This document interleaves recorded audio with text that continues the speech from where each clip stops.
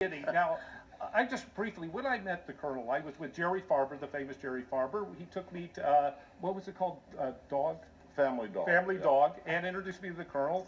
And he told me he was a musician. I didn't know in what depth he was. And if you go on YouTube, on the internet, you'll see, put Colonel Bruce Hampton. It's amazing. But he told me when he was a little boy, his daddy would take him to see Dick Van Dyke at the Wits End Bear. Explain that. Yeah, well, that's how we started talking about.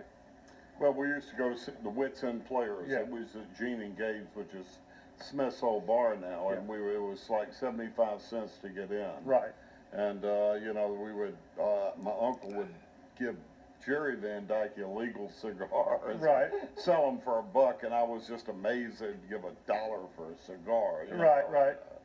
And so we went about it, I think, every Sunday. I mean, this is 60 years ago. It's amazing. You know, Dick Van Dyke didn't get a start here. He just happened to be traveling through. Well, you know, he wanted to stay here, I always heard. I talked to Phil Erickson, you know, and he was going to stay here. Yeah. He loved Atlanta, and then he went to Hollywood, and things, you know, took off.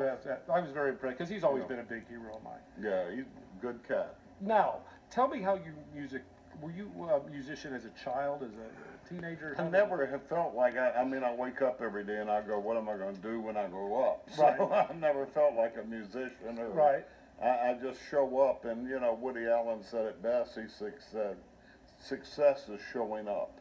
Right. So I continue to show up. I don't get fired, or I don't, you know, die or quit.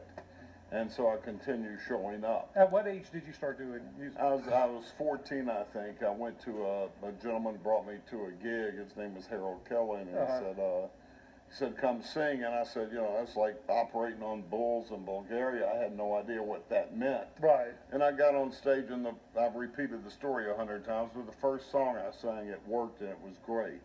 And then the next 20 years, I was trying to find the tonal center. Right.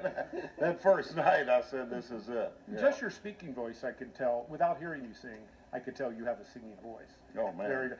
In fact, to show you the depth of this fine musician and comedian, but we'll get back to that. Play the clip, Basically Frightened. Okay, here we go. I've always been blown away by the Colonel.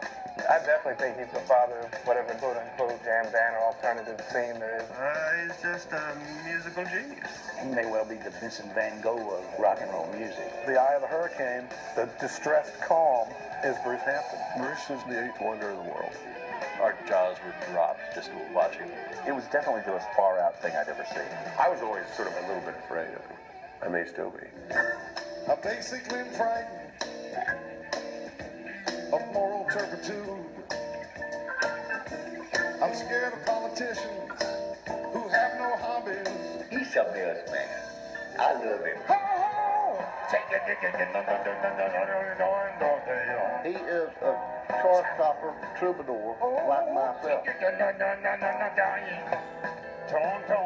It was like meeting some kind of elder statesman. You know, it was like meeting the leader of a country. Bruce has a knack for finding the best players around. He gives musicians a lot of freedom, and I think that's why so many great musicians came out of his band, because they were able to get a voice. He's kind of like a guru to a lot of people. Before I met Bruce, I almost gave up music a couple times. I definitely wouldn't be where I am today musically or career-wise if it wasn't for the Colonel. We started taking lessons from them. I think he impacts our life every day and in every way. I don't see an end to the impact. He taught me about leaving your ego at the door and just bringing your heart in to play music.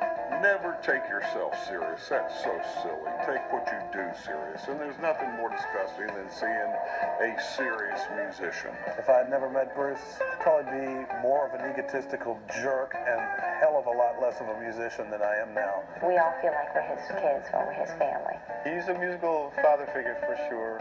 Yeah, more like a crazed uncle, actually, you know. Somebody you're a little scared of. A Frank